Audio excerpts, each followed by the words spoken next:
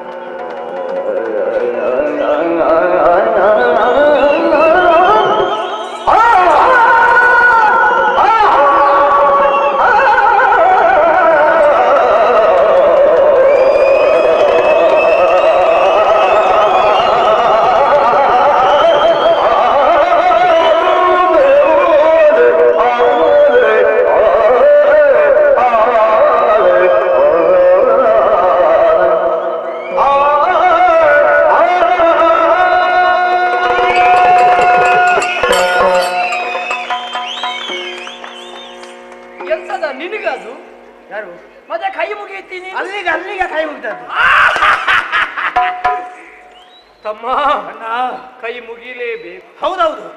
ಇದನ್ನು ಕೇಳಿದಾಗ ಯಾರ ಹೃದಯಕ್ಕೆಲ್ಲ ಸಂತೋಷ ಆಗುವುದಿಲ್ವೋ ಅವರಿಗೆ ಯಾರಿಗೂ ಹೃದಯ ಇಲ್ಲ. ಅವರೆಲ್ಲರೂ ಹೃದಯ ಶೂನ್ಯರೇ ಸರಿ. ಚಂಡಮುಂಡರು ಹಾಗ ನಾವು ಹೃದಯವಂತರು, ಕಲಾಪ್ರಿಯರು, ಕಲಾ ರಸಿಕರು. ಇದನ್ನೆಲ್ಲ ಆಸ್ವಾದಿಸುತ್ತೇವೆ. ಹೌದೌದು. ಹಾಗಾಗಿ ಇಷ್ಟು ಆಯಾಸ ಆದ್ರೂ ನಾವು ಇದನ್ನು ಕೇಳುತ್ತೇವೆ. ಅಮ್ಮ ಏನು ಸ್ವರ, ಏನು ಇಂಪು, ಏನು ತಂಪು, ಏನು ಬೆಂಪು, ಏನು ಕಂಪು.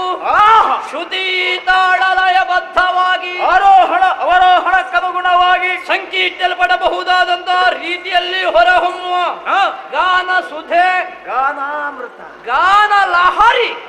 ಬರೇ ಕಂಠ ಅಲ್ಲ, ಇದು ಸಿರಿ ಕಂಠ, ಸಿರಿ ಕಂಠ, ಗಾನ ಮಾಧುರ್ಯ. ಗೊಂಡಾರಣ್ಯವಿದು. ಹೌದು. ಸೂರ್ಯರಶ್ಮಿಯ ಒಳ ಪ್ರವೇಶ ಮಾಡುವುದಿಲ್ಲ. ಈ ಕಾಡಿಗೆ ಬಂದು ಈ ರೀತಿಯಾಗಿ ನಿರ್ಭೀತವಾಗಿ, ಸುಲಲಿತವಾಗಿ, ಸುರಾಗವಾಗಿ, ಸುಗಮವಾಗಿ ಹಾಡಬೇಕು ಅಂತಾದ್ರೆ ಆ ಹಾಡುಗಾರ, ಮೋಡಿಗಾರ, ಸೊಗಸುಗಾರ ಯಾರವ? ಯಾವ ಸಂಗೀತಗಾರ ಬಂದಿಲ್ಲ. ಬರೇ ಒಬ್ಬ ಸಂಗೀತಗಾರನಿಗೆ ಇಷ್ಟು ಚೆನ್ನಾಗಿ ಹಾಡ್ಲಿಕ್ಕೆ ಎಲ್ಲಿಂದ ಸಾಧ್ಯ ಇಲ್ವಾ? ಮತ್ತೆ ಸಂಗೀತದಲ್ಲಿ ಪ್ರೌಢಮೆಯನ್ನು, ಪ್ರಬುದ್ಧತೆಯನ್ನು, ಪ್ರಾಜ್ಞತೆಯನ್ನು ಮೆರೆದ ಮಹಾನ್ ಕಲಾವಿದ ಹಾಡಿದ. ಹಾಗಿದ್ರೆ ಸಂಗೀತ ವಿದ್ವಾಂಸ, ವಿದ್ವಾಂಸ, ಗಾನ ವಿಶಾರದ, ವಿಶಾರದ, ಗಾನ ಚತುರಾನನ, ಗಾನ ಮಂದಾರ. ಯಾರೋ ಒಂದಿರ್ಬೇಕಿದ್ರೆ. ಹೌದೌದು. ಯಾರು ಯಾರು ಯಾರು ಯಾರು ತಿಳಿಬೇಕು. ತಿಳಿಬೇಕು. ಬಹಳ ಎತ್ತರಕ್ಕೆ ಏರಿದ್ದೇವೆ, ತುಂಬಾ ಏರಿದ್ದೇವಪ್ಪ. ನಮಗೆ ಇಳಿಲಿಕ್ಕೂ ಗೊತ್ತುಂಟು. ಗೊತ್ತುಂಟು.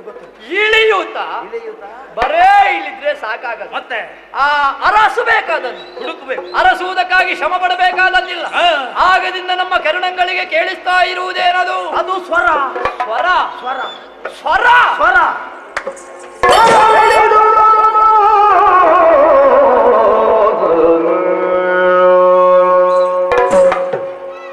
ಸ್ವರ ಬಿಡಿದು ಸ್ವರ ಬಿಡಿದು ನಾಡಿದರನು ಮುಂದಕ್ಕೆ ನಡೆದರು ಮುಂದಕ್ಕೆ ಮುಂದಕ್ಕೆ ನಡೆದರು.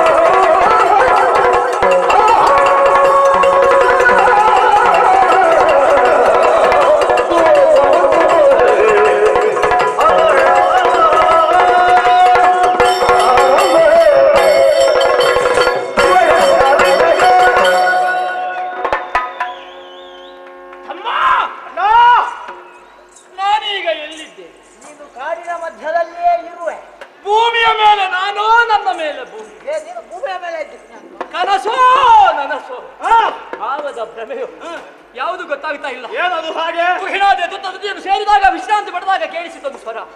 ಸ್ವರ ಪಿಡಿದು ನಡೆತರಲು ಮುಂದಕ್ಕೆ ಆಗ್ರಹಿಸಿದೆವು ಪರಿಮಳ. ಎರಡನ್ನು ತಿಳಿಯಬೇಕು ಅಂತ ಕದಂಬ ಕಾಂತಾರವನ್ನು ಪಕ್ಕ ಹೊರಟೆವು. ನಾನು ಮುಂದೆ ಹೋದೆ ಮುಂದೆ ನಾ ಹೋದಾಗ ನಾನು ಸ್ವಲ್ಪ ಮುಂದೆ ಹೋದೆ. ಹೋಗಿ ಹೋಗಿ ಹೋಗಿ ಹೋಗಿ ಹೋಗಿ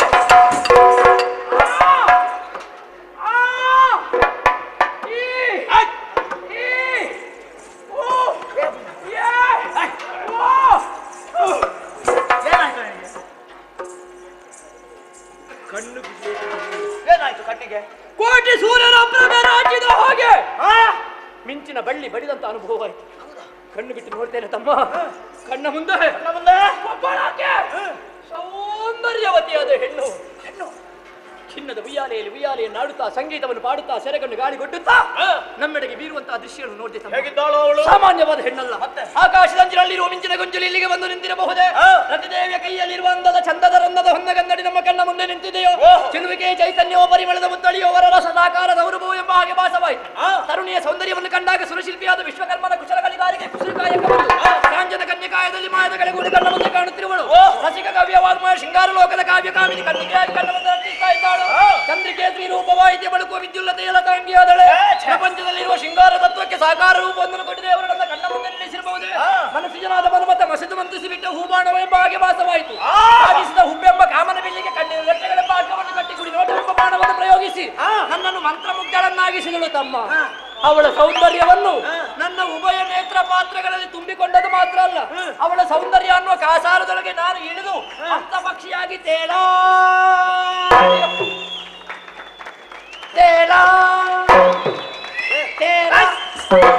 ಕಾಪಾಡಕ್ಕೆ ಬಾರಿಸ್ತೇನೆ. ತಲೆ ಕಟ್ಟವ ಯಾಕೋ ಹಾಡಿಯಲ್ಲಿ ಬೇಟಾಡುವಾಗ ಬಿದ್ದಿದ್ಯಾ ನೀನು? ತಲೆಗೆ ಪೆಟ್ಟಾಗಿದೆ. ತಲೆ ಕಟ್ಟವರ ಹಾಗೆ ಮಾತಾಡ್ತಾ ಇದೆಯಲ್ಲ.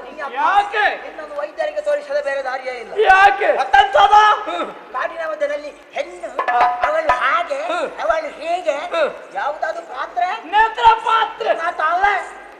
ಎಂತ ಕಾಸರದು? ಅವಳ ಸೌಂದರ್ಯ ಮುಳುಗಿರಲ್ಲ ನನ್ನ ಪುಣ್ಯ. ಹಾಗಿದ್ರೆ ನಾನು ನೋಡಿದ ಹೆಣ್ಣನ್ನು ನೀನು ನೋಡ್ಲಿಲ್ಲ. ಎಲ್ಲಿಂದ? ಮತ್ತೆ ಎಲ್ಲಿ ನೋಡಿದೆ? ನಾನು ಈ ಕಡೆಗೆ ದೃಷ್ಟಿ ಹಾಕಿ ಏನುಂಟಲ್ಲಿ? ಏನಾದರೂ ಕಾಣಿಸ್ತದಂತ ಆ ಮರಗಳ ಎಡೆಯಲ್ಲಿ ಪೊದೆಗಳ ಬದಿಯಲ್ಲಿ ಮರ ಖಂಡಿತ ಒಂದು ದೊಡ್ಡ ಆಲದ ಮರ ಕಾಣ್ತಾ ಉಂಟು. ಸಾಕಪ್ಪ, ನಾನೊಂದು ಹಗ್ಗ ಕೊಡ್ತೇನೆ, ಕುತ್ತಿಗೆಗೆ ಕಟ್ಟಿ ಆಲದ ಮರದಲ್ಲಿ ನೇತಾಡಿ ಹೋಗು. ಏನು ಭಾರ ಇರುವಲ್ಲಿ ನೋಡ್ಲಿಕ್ಕೆ ಸಂಕಟ, ಇಲ್ಲದಲ್ಲಿ ಕುತ್ತಿಗೆ ಉದ್ದ ಮಾಡಿ ಉಂಟು ಅಂತ ಹಾಗೆ ನೋಡಿ ಅಭ್ಯಾಸ ಉಂಟು ನನಗೆ. ಯಾರಿಗೂ ಮೊದಲು ಅಭ್ಯಾಸ ಆಗುದಿಲ್ಲ, ಮೊದಲು ನೋಡಿ ಅಭ್ಯಾಸ ಆಗುದು. ಇನ್ಯಾವಾಗ ಅಭ್ಯಾಸ ಮಾಡುದು? ಅಭ್ಯಾಸ ಮಾಡ್ಬೇಕು. ನೋಡ್ಬೇಕಾ? ಇಲ್ಲಿ ಬಾ, ಇಲ್ಲಿ ಬಾ, ಇಲ್ಲಿ ಬಾ. ಬಾ, ಬಾ, ಬಾ, ನೋಡು ನೋಡು ಕಣ್ಣಾರೆ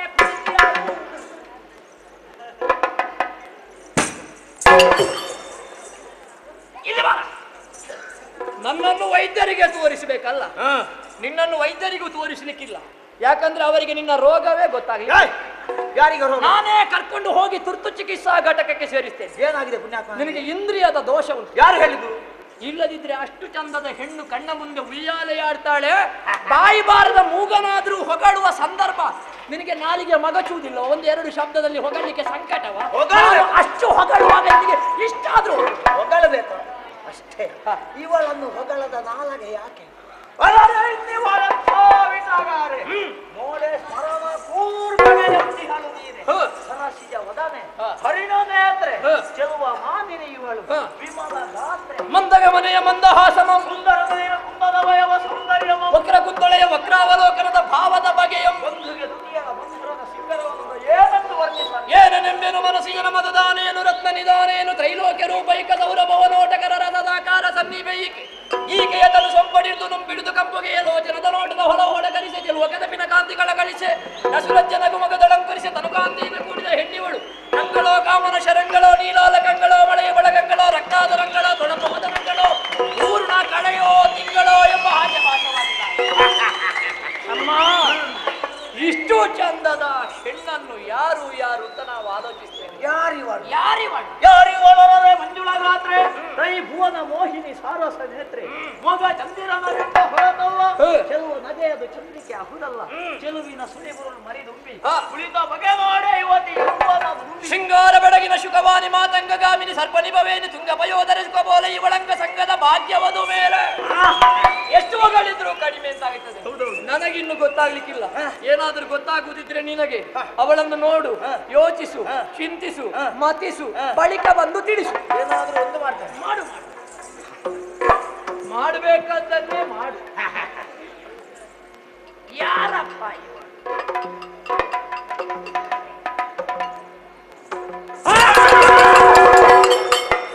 ಎಂತದಾಯ್ತಾ? ನಿನಗೇನಾಯ್ತು? ನಿನಗೇನಾಯ್ತು? ನನಗೆ ಗೊತ್ತಾಯ್ತು. ಇದಕ್ಕೆ ಮಾರಿ ಇದ್ದ. ಅವನ ಬೊಬ್ಬೆ ಕೇಳಿದ್ರೆ ಎಂತದ ಮುಟ್ಟಿದ್ನ ಅಂತ. ಇಲ್ಲಪ್ಪ. ಈ ಹುಡುಗಿ ಯಾರು ಅಂತ ಗೊತ್ತಾಯ್ತು. ಗೊತ್ತಾಯ್ತು. ಶಾಬಾಸ್ ತಮ್ಮ. ಹಾಗಿದ್ರೆ ಹೇಳು ಈ ಒಳ್ಳೆಯ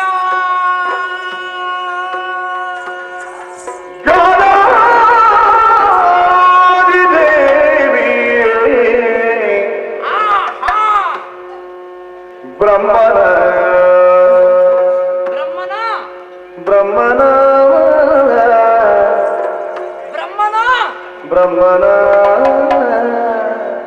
ಬ್ರಹ್ಮನಲ್ಲ ನಿನ್ನ. ಎಂತದ ಬ್ರಹ್ಮನ ಅಂತ ಬ್ರಹ್ಮನನ್ನು ಎಳೆಯುವುದು? ನಿನಗೆ ಜೀವ ಹೇಳಿದೆ. ಬ್ರಹ್ಮನ ಅಜ್ಜಿಯ, ಅಮ್ಮನ ಅಲ್ಲವಾ, ಅತ್ತೆಯ, ಸೊಸೆಯ, ಮಗಳ ರಾಣಿ. ಕೇಳು.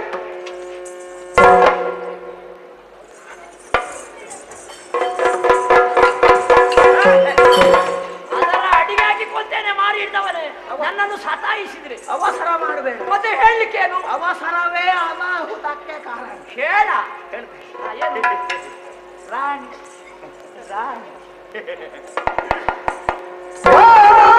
ದೇವಿ ಬ್ರಹ್ಮನ